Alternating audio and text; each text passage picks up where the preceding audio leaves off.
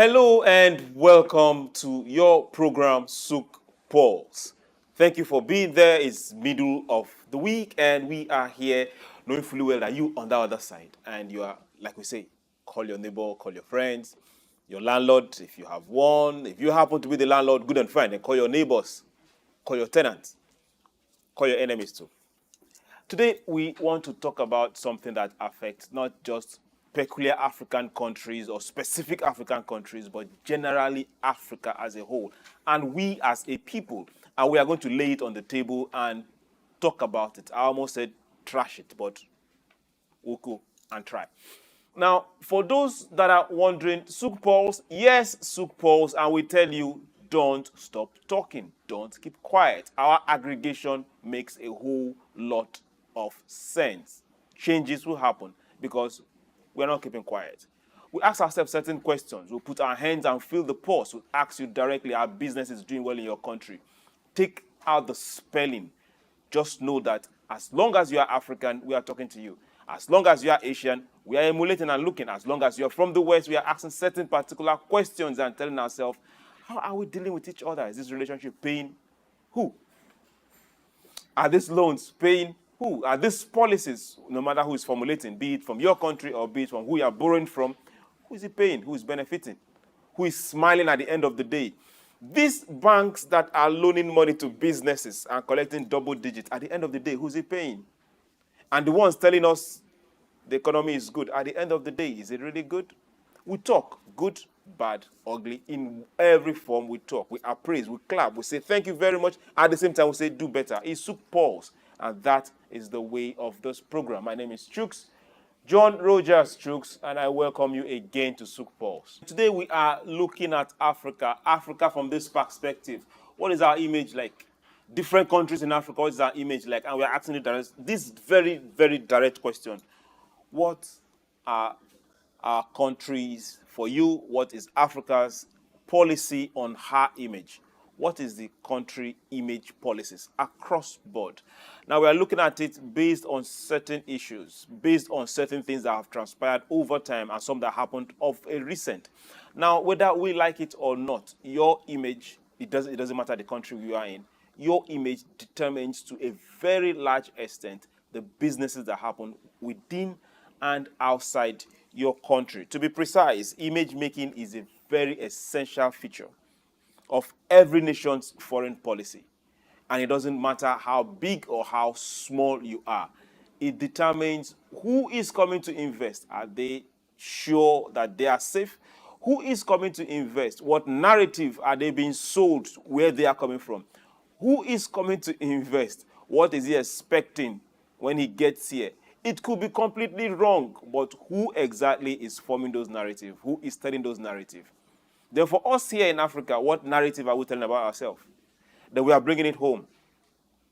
What policies should drive every country's image making across Africa? And that is what we should talk about today. Most people might not see it as something that is very important, but between me, you and me that is watching, it determines a whole lot. Let's now take politics completely away from it, because whoever is ruling, whatever party is ruling, we want to show you the best and tell you some particular forms that might not be what it is. But for a country, and as a country, how are we formulating and pushing our public image locally and internationally out there? And to do justice to this particular topic for today is our very own in-house analyst and our teacher. He teaches outside too, Mr. Sam Orovwuje. Sir, you're welcome. He happens to be the director of the Center of Public Strategy, Policy and Strategy. So you're welcome to Souk Pulse. Good evening, Chooks. My pleasure to be here. Thank you very much. I really liked it when you were smiling from chin to chin when we brought up this particular discourse. And I still like the smile now too. Thank you very much. Like we always start, our question always stems from the topic of the day. So what are Africa's policy? What is the image policy for Africa? Do we have a specific or a direction when it comes to Africa's image, policy-wise? Thank you very much indeed. Chooks, before we talked about whether we have a deliberate policy in terms of branding and image making in Africa, it's important that we provide some background framework in terms of what we call image making or national branding or national brand, where a country, or if we use the case of Africa, has a deliberate policy in place by which they can shape the perception of people about their country. Then we're talking about national branding, national image making. So whether the 54 countries that make up Africa, whether as a collective, whether they have first and foremost a brand identity that you want to launder or that you want to project, that would be a different conversation. But I do know for sure that individual countries have made strategic attempts to position their various country in terms of trying to see how people perceive those countries. In public relation and reputation management is called mirror image. How do you want people to see you as a country? And there are parameters, what we call national brand index, by which you can measure countries. Maybe as we progress, we can look at some of those national brand index that deals with the degree of export in terms of services and products.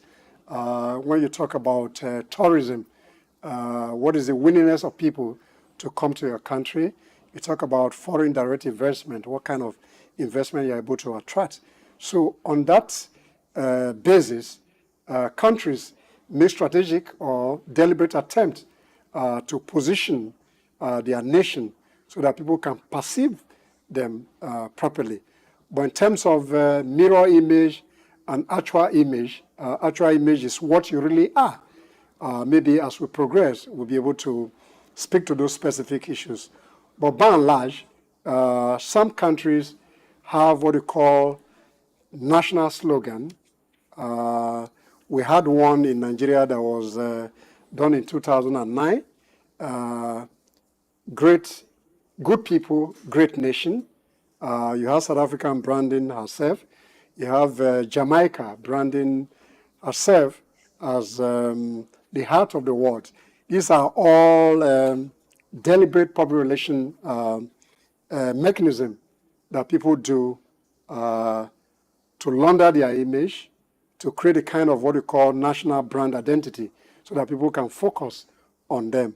But the challenge we have in Africa, a lot of Africans are equally demarketing their countries, particularly Nigeria and South Africa, that always speak bad of their country.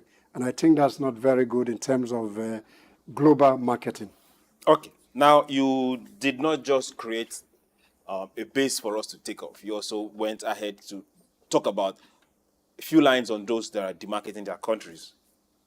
And you hit the nail on the head. Nigeria, South Africa. I think they are very good at it also. Now, let's hit this way. Now, outside Africa, we get to see a lot of countries, no matter what is happening, no matter the empathy, no matter the news, no matter the events that are happening, they take their countries and they trust their countries more than what media from outside their country is spewing. Which sometimes might be true, it sometimes might not be true. It's objective, it might be subjective. Do we have that kind of lineage in Africa, whereby we want to first believe or hold on to what the government of our various countries is saying as against what is coming from media outside the nations? I think for me, if you talk about different countries, particularly in Africa, there are some countries that are demarketing, there are some persons demarketing their country. Some countries within Africa, they are equally projecting their country very well. To that extent, we cannot really deal with it as a collective, but some countries deliberately demarket themselves, while some other country project their countries in a way that it becomes a kind of safe haven for investment, even for tourism.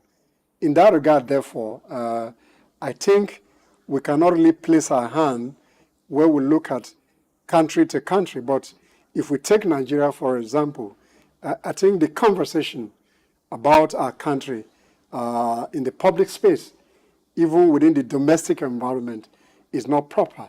So therefore... That's conversation of Nigerians within Nigeria. Yeah, within Nigeria. Then that signals, makes a kind of representation.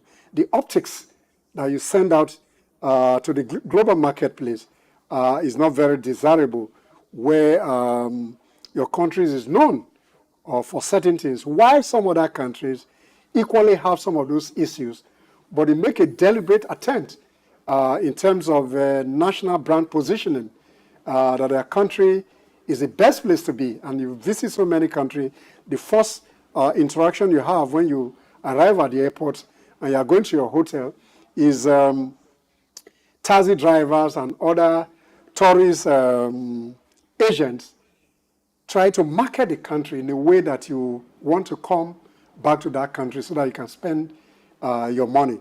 Therefore, as a country or as a people, we must have a deliberate conversation, push an agenda that projects a good perception of the country, rather than emphasizing those things that are negative, that are not really in the interest of those countries. Then you put them in the public place, thereby demarketing your country. So the number of services that you can push out, even in terms of tourism, in terms of investment, and other national brand index that you use in measuring countries' brand equity or brand identity, becomes a major challenge. Okay. Now, we won't go, on this flight, we won't go straight. We'll have a whole lot of curves. Maybe somewhere we'll disagree. I definitely looking forward to that. But now let's come this way. Now, some people argue that the image of a nation, its brand identity, benefits it more than even the natural possessions they have within their territory. Is this something that is positive, is something that is right, or what is Africa's reality within this particular context of argument? No, I think there are two sides. We cannot take one brush to paint it in one direction. Number one, the national asset of a country is what makes that country the country that it is. Okay. Now, what about That's when on the the one people hand. of the country, No, just hold like on. you said before, when they, Then when they keep demarketing? beyond those national assets, Okay. when you don't have a deliberate policy to shape the perception, Okay. what I describe as a mirror image, the way you want people to see you. No, what is more important, the way you want people to see you or the way your own people see you? No, that's the number one. There's a challenge. Every country has a challenge. Okay. But then you must make a deliberate policy or put a policy in place, which is the way your people see you. Good. But then you project your actual brand image the way you want to be perceived. But now, who projects this sometimes brand there's a image? disconnect. Who projects this image? No, the country must have a deliberate policy, Good. a strategic policy in place, Which to everyone within the country should have should buy in. have as an attribute. Okay. Even in spite of the challenge Whether of they have nation it or building. not, they need to buy need into to it. put it. It must be deliberate. Okay. The way you market products and services, that's the way you market a nation. So a nation has its attributes, its brand identity. They might have challenges, but you must position the nation, the way you position brands, that's the way you position your country. So you look at all the attributes, possible attributes. You highlight and project those attributes to your people first and foremost within the domestic environment. Then you project those attributes as well in terms of what you are trying to mirror image for the external environment, so that the global marketplace can see you from a competitive point of view and want to do business with you. People want to visit your country. And once this happens, you're able to sustain a kind of national prosperity that will sustain economic growth and development. So if you demarket your country, you're equally demarketing yourself. Okay, thank you very much. Now, you've brought this home. Now, let's look at this let's look at this again. Now, for international image, there's an African saying that the Englishman said, charity begins at home. Good. Let's keep that apart. The original part of it is an African saying in different languages. You are beautiful from the house before you go out. I can't say it in my own dialect, but so they copy and now try turn it to something else. Now, when we say, okay, Nigeria, for example, be Nigerian, good people, the slogan, Good people, great nation. good people, great, Great nation. nation. That was in the era of Doyin Akonyele of Yes, Blessed 2009. Now, good people, great nation. So imagine if we bought into that particular action from that point in time, that period till now. By now, children born between 2009 till this particular period, it will be entrenched in their head. They look forward to you just saying Nigeria and they will spoil it out. So imagine if locally we decide as a people, I'm using Nigeria as an example, to other African countries. If Africa as a people decide, okay, good and fine, let's embrace our locality, let's embrace who we are. We have our peculiarities, we might have our problems, we might have our differences, but this is who we are. Is Africa depending on the West to tell her who she is? Is Africa depending on the West to sell her based on the magnitude of media coverage and media being bought and swallowed in Africa, from outside Africa? No, I don't believe in that discourse. The point is that Africa should have a responsibility for image building in terms of even media, in the media space. You must have a good construct of how you want to be seen, even in the global marketplace. So I think we have a responsibility as a collective, as African, to find a way to define the African identity by way of trying to see how we project our culture across the world. This international conspiracy in terms of the Western media that we consume from time to time is inimical to African growth and development. Therefore, even while individual nations trying to calibrate the process of image making and branding, the 54 African countries must equally come together as a collective to see how they can define a kind of brand identity that will propel Africa for development, and so that people beyond these media buzzwords that are consumed in the West, where Africa is painted from the perspective of poverty, conflict, and all that, we need to be deliberate about that conversation. And why nations are making effort to brand themselves. Okay. African should brand ourselves as a collective in a way that the West does not shape a narrative in terms of media consumption, media engagement, and all kinds of national branding equity that African is deserving of. Okay. Now let's take this discourse away from here and go to this social media. Now, for a while, for a very long time, something that's this particular trend, if you come against a Nigerian or Nigeria on X, Twitter, there is this band of Nigerians that all of a sudden forget any divide, social divide. It doesn't matter who the person is or from where you are, they will come against you. Now, this is the kind of spirit or the kind of drive we want to see when it comes to standing up for Africa or standing up for African issues. Now, I'm going somewhere. Sometime last week, I think to be precise, sometime last week, after the visit of Harry and Meghan to the country, there was this particular publication that came from outside Nigeria, and it was very specific in insulting countries in Africa. Now, the question is this. Should there be a policy, a deliberate policy, or an action whereby media houses or foreign media houses can be sanctioned, or there is something that can be more of a hammer so that you don't just wake up one day and continue a narrative that is derogatory or insultive or completely false or not founded? I think for me, you need to own your narrative. So you don't need to take a hammer where somebody does not project you well. It's your responsibility. What about if it's an insult?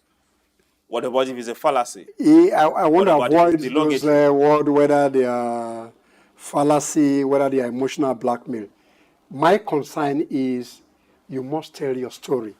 Okay. So now we have NBC. The point you're making. NBC that sanctions media houses. I'm trying to underscore the point you made. Okay. So the narrative that comes from the West is not in our own interest.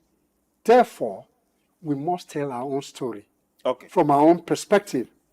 And when you're able to tell your story constructively, and you are deliberate about it, and you have a kind of media engagement that is sustainable over time, that kind of narrative will not be sustainable in that media space. So therefore, whatever construct that the West have of Africa, they have their responsibility, and they have been at it from the colonial time to now. So we must, as a people, choose what we consume, be deliberate about our narratives. We should tell our story in our own way, using our culture, using the kind of indigenous knowledge that we have in our environment to push our narrative and be able to find a way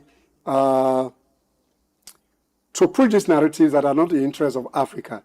And you can see it even in the global media space. You have the China channel that is telling their own story. You have the Al Jazeeras of this world telling their own story. So African must equally tell their own story. Okay, now if we say Africans should tell their own story, I wanted to ask this question. We have the NBC, the Broadcasting Corporation, the Commission. Now, if they are responsible for what media houses do, they are responsible for any code that you go under or you go above or you refuse to obey. Now, for media houses, be it those within the social media space or those transmitting terrestrial or satellite, if they go against the laws of the land in African states, what should the respective regulatory bodies do? Should they just let it fly, or because they are not Nigerian media houses, or because they have a space of transmitting, should they let those kind of things fly? No, they should not fly, but you already have press law or media law, as they are properly called now. You have laws for libel. You have laws for slander. So what you need to do, once there's an infraction into your fundamental human right, you need to find a way to seek a redress through the normal process of trying to get a litigation through the court processes. So you have robust laws that deals with those things, but people need to activate those laws and pursue them to their logical conclusion to be able to get a redress once there's an infraction, whether they are local media infraction, whether they are consumptions that are coming from the West that are not desirable for the country. So the government, it too, can equally activate some of those things where there's an infraction into the media space, particularly where some of those stories are not in line with the regulatory framework in terms of media regulation and control. We talked about this particular development that happened sometime last week, and that had to do with the visit of Harry and Meghan to Nigeria and a particular commentary that came out of it. We'll take just a very short snippet of it, very, very short, so that you get to see who we should really be and not let someone else tell our story or define who we are. So just hold on and just a few seconds. We're not here to glorify someone who decides to be very irrelevant. Let's have it, please. And I'll tell you this, you'll know this, Michael, you've been on enough royal tours. There's no way our royal family would set foot in Nigeria, a country where female mutilation, genital mutilation is rife, where women's rights basically don't exist, where hundreds of kids are regularly kidnapped by extremist Islamic groups. This is not a country that should be endorsed by anyone, certainly not our royal family. And these two neophytes, they're naive in what they're doing. They're making this country look good when it doesn't deserve it. I couldn't tell you the number of royal tours I've been on, and what you say is absolutely right. You know, Nigeria, the Foreign Office, and the American State Department both say it's a dangerous destination. You must not go there. It vies with Johannesburg in South Africa to be the murder capital of the continent. And you and I.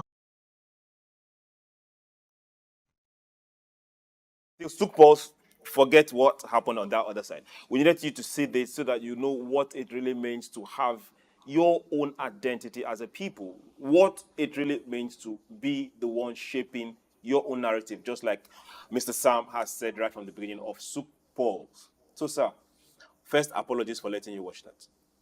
No, I don't think it's an apology because in international communication, there's what you call communication imperialism, that people try to speak to the issues from the Western perspective. So I'm not surprised about that. So, and that underscored the point that we're trying to address earlier, where people construct certain narrative that they want to sell in the media space. I think personally that should not be encouraged. We must find a way to push our own narrative. And this story speaks to the fact that in spite of those negative impression that they have of us, that our country is not safe, this demystify that negative perception that Western communication imperialism is trying to project for African country. Therefore, once we're able to have a deliberate, a strategic policy in place, this kind of narrative will not be sustainable. But regrettably, some of those press releases, press kits that were written from abroad were smuggled in, and they were fed into some of the media outlets, and they took it in verbatim, and they were playing those kind of Western agenda. But then we have a story. We must be deliberate as a people in projecting the very good attributes that we have as a people in terms of culture. And the young man and the lady, I think they have a very beautiful outing when they visited Nigeria. So whatever the Western press say is irrelevant, and in my view, and I think as we feed in the right information, we equally push our agenda in the Western media, and this kind of negative narrative will not be sustainable over a period of time. Okay, now let's go this way. I really did not want to play more than 2-3 seconds of that because there is no need of telling someone who needs to sit down somewhere and get their heads together and give them that sort of publicity. Now let's look at this. Who has the responsibility to sell African image? Whose responsibility is it? I think, let me answer it this way. As a collective, as a people, we have a responsibility, but the government has a greater responsibility for galvanizing citizens in a way that they can believe in themselves first and foremost, believe in their country. Then when you believe in your country, then you have that, what we call national pride, which not transmutes into the global marketplace in the way citizens even conduct themselves when they travel outside the country, the way we project ourselves as a people, the way we project our businesses in terms of products and services, the way we manage investment that come into our country, the way we treat tourists when they come into our environment. So it's a collective responsibility, but the government must be very deliberate in terms of the strategy they put in place to market its national brand and create an uncommon identity that is sustainable so that even the citizens will be proud of their country. And that's why, sadly, that the various elements that we have, even if we take Nigeria in particular, even from the post-Civil War era where Gowon came out with the concept of the 3 R's, rehabilitation, reconciliation, and reconstruction, We move on to Operation Feed the Nation. These are all slogans. We had the war against indiscipline.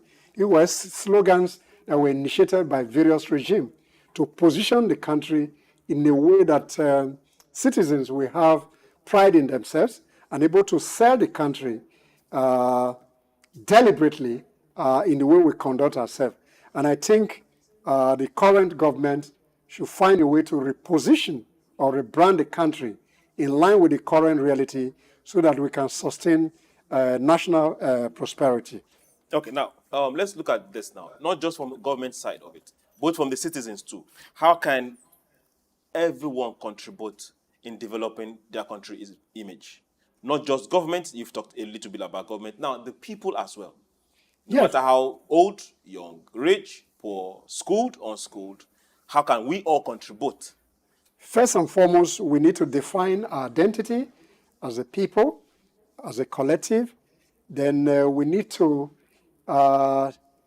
develop a value system, a good value system that does not project us as negative. The issues of corruption, the issue of transparency, open democracy, open governance, these are the ecosystem that we have to sustain a good national brand identity. And therefore, once the country have this strategic policy in place, then citizens can be directed in terms of a communication change dynamics that will help to sustain that kind of evolution in terms of how we drive our national brand, how we drive ourselves as a people, how we respect ourselves as a people, and how we believe in the country. Rather than demarketing the country, we need to market the country in a strategic way that it becomes a tangible marketing asset that will be beneficial to everybody. Okay, a tangible marketing asset that can be beneficial to anybody. Now, before it becomes beneficial, we still have a whole lot of fights to do. Now, let's take one of them. How can Africa start fighting this stereotype? It's been there before I was born. I don't know whether it was there before my fathers were born. But how can Africa start fighting this stereotype? I think first and foremost, we need to re-engineer or recalibrate our mindset. For over many years, if you put the African country as a collective, I think some countries are moving towards almost 17 years of after independence. This colonial heritage, this colonial imperialism that we always trying to build upon must find a way out of our thinking system. So a mindset, a mind engineering to say that, wait a minute, these people that colonize us have left. Can we continue to be relying on this blame game syndrome? Therefore, as a people, we must reconstruct our identity, a national identity, a national value, and people need to think of those value systems that shape the African people. And culture is a very strong element. The preservation of African heritage above Western culture will help us to engineer ourselves towards that process. So as a collective, that's as a people, on one hand, very important. As a country, very important. As a continent, is equally important. So we need to galvanize what I might describe as the African spirit so that we can project ourselves just the way the Asian tigers are presenting themselves so that we can compete favorably in the marketplace. Okay, now let's look at public diplomacy. How can Africa explore that route to better our image? First, we need to do the track one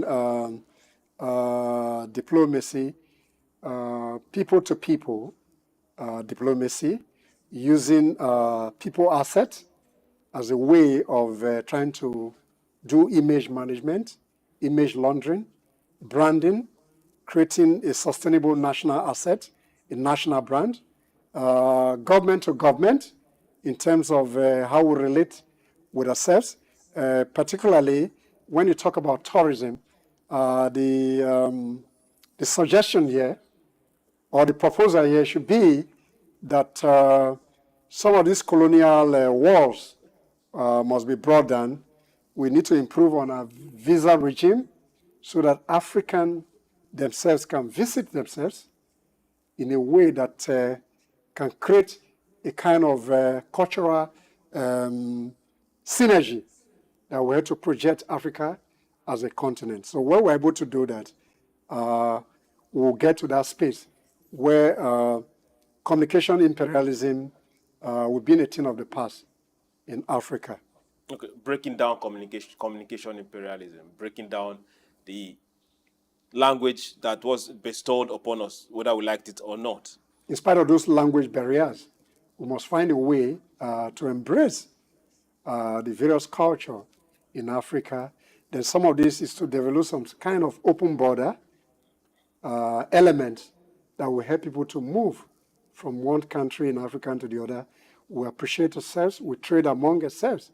So this will help to see that kind of identity that we want to project to the West, even to the Asian countries as well. Okay, now, in your own personal analysis, what are the factors you think are the most important factors, like your number 1, 2, 3 in shaping Africans' image? First and foremost, Africa must believe in themselves. Africa must sustain that traditional African value that would dovetail into the global space. Then 2, good governance and the level of corruption among Africans, because the corruption that we talk about is not only in the government space. As citizens, we must be disciplined. We must respect traffic laws, traffic rules, obey law. The rule of law is very important. So once we're able to have a kind of harmonization of these various domains, then we'll be able to sustain a culture that will build a sustainable brand for Africa. If we are able, now we've spoken a whole lot to citizens, we've spoken to government. Now let's come to establishment. We have the mass media in all forms of it. Media houses, be it print, be it voice, radio, be it visuals, TV, be it those from the social networks. Now, sadly, majorly those from the social networks are not owned by Africans. But now let's look at the ones that are owned by Africans. What roles should we start seeing this sector play in forming African narrative? Yeah, traditionally, if you look at it from even the theory of communication, one of the core elements that drive communication, particularly in terms of media and journalism, is the social responsibility concept in media management. Have they deviated from No, that? yes, they have strongly deviated. Where, permit my word, where the concept of adversarial journalism has become the major driver of communication, particularly in Nigeria, where negative narrative sells faster rather than deliberate positive narrative. So once we're able to purge ourselves from this adversarial of always criticizing people, criticizing government, rather than projecting the various core elements that make up the country, we will not go too far.